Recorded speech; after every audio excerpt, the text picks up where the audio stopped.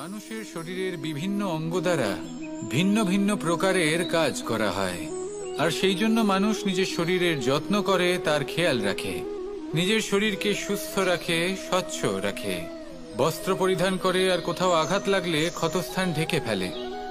মানুষের শরীরে এমন একটি অঙ্গ আছে যা চোখে দেখা যায় না, যা অদৃশ্য থাকে, কিন্তু সেইটা দিয়ে মানুষের বিষয়ে অনেক কিছু জানা যায়।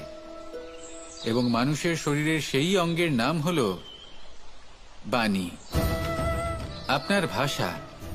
আপনি যেভাবে কথা বলেন, যার সাথে কথা বলেন, আপনি যেভাবে শব্দ চয়ন করেন, তার দ্বারা আপনার বিষয়ে অনেক কিছু বোঝা যায়, আপনার ব্যক্তিত্বের বিষয়ে অনেক কিছু বোঝা যায়। সেই জন্য সবসময় কিছু বলার আগে একটু ভেবে নিন, নিজের কথার ওপর একটু নিয়ন্ত্রণ রাখুন। আমার কথা শুনুন, এই হৃদয়কে শুদ্ধ করে তুলুন। যদি এই হৃদয় শুদ্ধ থাকে, তাহলে সর্বদা মধুর বাণী নির্গত হবে, যা সবাইকে প্রফুল্ল করে তুলবে, আর তখন এই মন প্রসন্ন হয়ে বলবে, রাধা রাধা। ধন, সম্পদ, ঐশ্বর্য, মানুষ হয় নিজের সৌভাগ্যের দ্বারা এগুলো লাভ করে থাকেন বা কর্মের দ্বারা। সৌভাগ্য আসলে কি? গ্রহের দশা, যা প্রত্যেক মুহূর্তে বদলাতে থাকে। কর্মের মাধ্যমে যখন আপনি ধন অর্জন করেন, তখন সেই ধন আপনার আগামী প্রজন্ম লাভ করে। সেটা হয় সে ভোগ করে বা তার জন্য তার ভোগান্তি হয়। আর এটা নির্ভর করছে আপনার কর্মের ওপরে। কি কর্ম করেছেন আপনি সেই ধনকে লাভ করার জন্য? যদি আপনি সৎ পথে চলেন, নিষ্ঠা ভরে আপনি কর্ম করে থাকেন, এবং তার ফলে আপনি ধন অর্জন করে থাকেন, তাহলে আপনার আগামী প্রজন্ম সেটা ভোগ করবে, সেটা প্রয়োগ করবে নিজের বিকাশের জন্য। কিন্তু যদি আপনি কুকর্ম করে থাকেন, কোন রকম ছলনা করে থাকেন এই ধন লাভ করার জন্য, তাহলে 100% আপনার আগামী প্রজন্মকে এর জন্য ভুগতেই হবে। তাহলে আপনি কি চাইবেন? যে আপনার আগামী প্রজন্ম সুখ ভোগ করবে, নাকি আপনার কুকর্মের পরিণাম ভোগ করবে? নির্বাচন আপনারই। আসুন আমার সাথে ভালোবেসে বলুন, রাধা রাধা। মাতা পিতার মনে সবসময় এই বাসনা বাস করে যে ওনাদের সন্তানের যেন মঙ্গল হয়। নিজের সন্তানকে সেই সবকিছু দেবার সবসময় চেষ্টা করতে থাকেন যেগুলো তারা নিজেরা নিজেদের জীবনে কখনো পেতে পারেননি। এবং এই প্রক্রিয়ায় সব থেকে গুরুত্বপূর্ণ বিষয়টি ভুলে যান, নিজের সন্তানকে সেই জিনিস দেওয়া যেটা উনি সব থেকে আগে পেয়েছেন। আমি ধনের কথা বলছি না, আমি বলতে চাইছি নিজের অভিজ্ঞতা দ্বারা ওনারা যে মানসিক স্থিতি লাভ করেছেন, ওনারা যে মর্যাদা লাভ করেছেন, যে শিক্ষা ওনারা লাভ করেছেন, সবার আগে নিজের সন্তানকে সেটা দেওয়া প্রয়োজন। সেটা যদি নিজের সন্তানকে দিতে পারেন, তাহলে এই সন্তান জীবনে তার পথে এগোতেও পারবে, ধন অর্জনও করতে পারবে, এবং শক্তিশালী অনুভবও করতে পারবে। সেই জন্য সন্তানকে সবার আগে সেটা দান করুন যেটা সব থেকে বেশি মূল্যবান। সেটা দিন যেটা আপনি সবার আগে লাভ করেছেন। আসুন আমার সাথে ভালোবেসে বলুন, রাধা রাধা। কখনো কখনো আমরা খুব ব্যথিত হয়ে পড়ি। আমরা নিজেদের পরিবারের জন্য এত কিছু করি, আর তারা আমাদের দেখলেই ভয়ভীত হয়ে পড়ে, আমাদের দেখলে বিরক্ত হয়। কখনো নিজেদের সন্তানকে বিকাশের পথে অগ্রসর করার জন্য আমরা তাদের উপর একটু জোর দিই যাতে তারা পরিশ্রম করে, কিন্তু সেই সন্তান আমাদের উপর বিরক্ত হয়ে পড়ে। কখনো সন্তানকে সঠিক শিক্ষা দেওয়ার জন্য আমরা তাদের কিছু সীমা নির্ধারিত করি, তখন সেই সন্তানের চোখে নিজেদের জন্য আমরা ঘৃণা দেখতে পাই। মানুষ কেন ব্যথিত হবেন না? দেখুন, যখন সূচের দ্বারা আপনি বস্ত্র সেলাই করেন, তখন সূচের আঘাত সেই বস্তুকে সহ্য করতে হয়, কিন্তু তাতে সেই সূচ বা আপনার উদ্দেশ্যে কোনো প্রভাব পড়া উচিত নয়, কারণ আপনি তো আপনার কর্ম করছেন, আর তাও পূর্ণ নিষ্ঠা ভরে, এবং অবশেষে আপনার উদ্দেশ্য শুভ প্রমাণিত হবে। তাই কেউ বিরক্ত হচ্ছে বলে বা কারোর চোখে নিজের প্রতি ঘৃণা দেখার ভয় কখনো পিছিয়ে যাবেন না। কষ্ট না করে বিকাশ সম্ভব নয়। কর্ম করতে থাকুন, সবকিছু শুভ হবে। আসুন আমার সাথে ভালোবেসে বলুন, রাধা রাধা। প্রেমের পরিভাষা আসলে কি? ভিন্ন ভিন্ন ধরনের ব্যক্তি, ভিন্ন ভিন্ন ধরনের প্রেমী, আলোচক বিভিন্ন ধরনের পরিভাষা প্রদান করেন এই প্রেম নিয়ে। কিন্তু প্রত্যেকের মনেই কখনো কখনো এই প্রশ্ন এসেছে, এই ভালোবাসা আসলে কি? নিজের প্রিয়তমকে জয় করাই কি প্রেম? চার হাত এক হয়ে যাবার নামই কি প্রেম? নিজের আবেগ ব্যক্ত করাই কি ভালোবাসা? না, প্রেমের অর্থ কাউকে লাভ করা নয়, বরং তার মাঝে বিলীন হয়ে যাওয়া। যদি কারোর হাত ধরে থাকি, তাহলে আজীবন তার সাথে পথ চলা হলো প্রেম। প্রেম শুধুমাত্র সেটা নয় যা প্রেমী আর প্রেমিকার কেশদামে মালা বেঁধে দেয়। মাতা পিতার জন্য দিনরাত পরিশ্রম করা, নিজের পরিবারের জন্য দিনরাত পরিশ্রম করা, সেটাও প্রেম। নিজের বন্ধুদের জন্য, আপনজনের জন্য সবকিছু উজাড় করে দেওয়ার নাম হলো ভালোবাসা।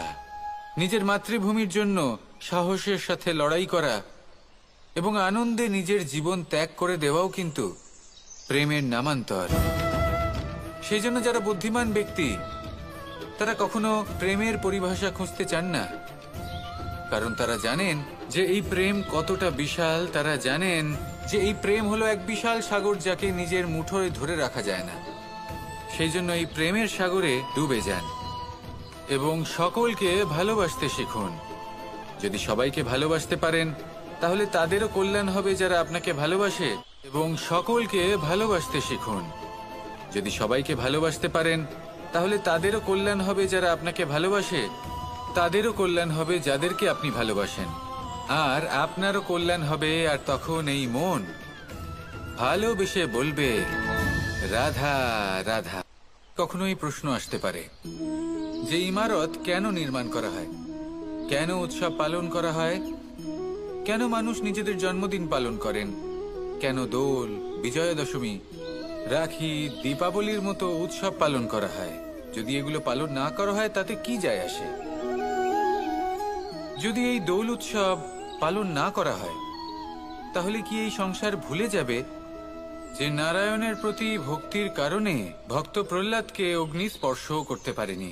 যদি বিজয়া দশমী পালন না করা হয়, তাহলে কি এই সংসার ভুলে যাবে যে এই দিনে শ্রীরাম রাবণকে বধ করেছিলেন? যদি আমরা দীপাবলির এই উৎসব পালন না করি, তাহলে কি এই সংসার এটা ভুলে যাবে যে অযোধ্যাতে অমাবস্যার এমন এক রাত এসেছিল যে রাত্রে অযোধ্যা পূর্ণিমার থেকে বেশি উজ্জ্বল হয়ে উঠেছিল? যদি এই রাখি উৎসব পালন না করা হয়, তাহলে কি এই সংসারের ভাই এবং বোনেরা একে অপরের প্রতি ভালোবাসা কি সেটা ভুলে যাবেন? বিষয়টা ভুলে যাওয়ার নয়, বিষয়টা হলো মনে রাখার। যখন জীবনে আমরা কোনো একটা স্থানে পৌঁছই, উপলব্ধিগুলোর উৎসব পালন করি, যাতে সেই মুহূর্তে আমরা সকলের মধ্যে আনন্দ ছড়াই এবং মানুষ সেই মুহূর্তটা মনে রাখেন। এই স্মৃতিগুলোই মানুষের মধ্যে বিশ্বাসের জন্ম দেয়। এই বিশ্বাস যে আগামী যে দিন আসছে, তাতে আরো আনন্দের সম্ভাবনা রয়েছে। ভালোবাসার এই উৎসব, ভালোবাসার এই পার্বণ, এটা মানুষের মনে বিশ্বাসের জন্ম দেয় যে প্রত্যেক যুগে কেউ না কেউ এসেছে এবং পরবর্তীতেও আসবে। তাহলে আসুন আমরা ডুবে যাই আমার লীলার এই প্রেম যাত্রায় এবং ভালোবাসার এমন একটা উৎসব পালন করা যাক যা এই সংসার যুগ যুগ পর্যন্ত মনে রাখবে। তাহলে আসুন আর আমার সাথে ভালোবেসে বলুন, রাধা রাধা। সমুদ্র মন্থনের সময় দুই ধরনের রত্ন লাভ করা হয়েছিল। প্রথম হলাহল, যার প্রভাব থেকে এই সমস্ত সংসারের জীবের প্রাণ বাঁচানোর জন্য মহাদেব তাকে নিজের কণ্ঠে ধারণ করে নিয়েছিলেন। আর দ্বিতীয় অমৃত, যেটা কিঞ্চিত পরিমাণ মাত্রায় পাওয়া গেছিল। কখনো কখনো জীবনে এমন কোনো বস্তু যা আপনি প্রয়োজনের থেকেও অনেক বেশি মাত্রায় ভোগের জন্য লাভ করে থাকেন, তা আপনার জন্য বিষ প্রমাণিত হতে পারে। যেমন জল, প্রয়োজনের থেকে অনেক বেশি মাত্রায় যদি এই জল আসে, তাহলে আপনার প্রাণ কাটতে পারে। কিন্তু পরিশ্রমের পরে এক পাত্র শীতল জল দ্বারা আপনি যদি স্নান করে নেন তাহলে তা আপনার শরীরের জন্য অমৃত হবে। পরিশ্রম করার পরে যদি আপনার শরীর এক পাত্র খাবার লাভ করে তাহলে তা আপনার শরীরের জন্য অমৃত। কিন্তু যদি কোনো পরিশ্রম না করেই আপনি দিনরাত শুধুই খাবার গ্রহণ করতে থাকেন তাহলে আপনার কাছে তা বিষ সমান। বিষ এবং অমৃত গ্রহণ করাটা আপনার উপরে নির্ভর করছে। কোনো বস্তু আপনার পক্ষে বিষও হতে পারে, আবার অমৃতও হতে পারে। নির্ভর করছে যে আপনি সেটা কিভাবে ব্যবহার করছেন, কতটা মাত্রায় ব্যবহার করছেন। আসুন আমার সাথে ভালোবেসে বলুন, রাধা রাধা। প্রেম আড়াই অক্ষর, মাত্র আড়াই অক্ষরের এই শব্দ প্রেম, এর মধ্যে ত্রিলোকের এবং সমগ্র ব্রহ্মাণ্ডের বীজ নিহিত আছে। এমন কি আছে যা এই প্রেম করতে পারে না? যেখানে শক্তি এবং বিদ্যা প্রয়োগ করে আপনি কিছুই করতে পারবেন না, সেটাও প্রেম দ্বারা অর্জন করা সম্ভব। প্রেম চাইলে পাথরেও ফুল ফোটাতে পারে। প্রেম চাইলে ন্যাড়া পাহাড়ের বুক চিরে নদীপথ তৈরি করতে পারে।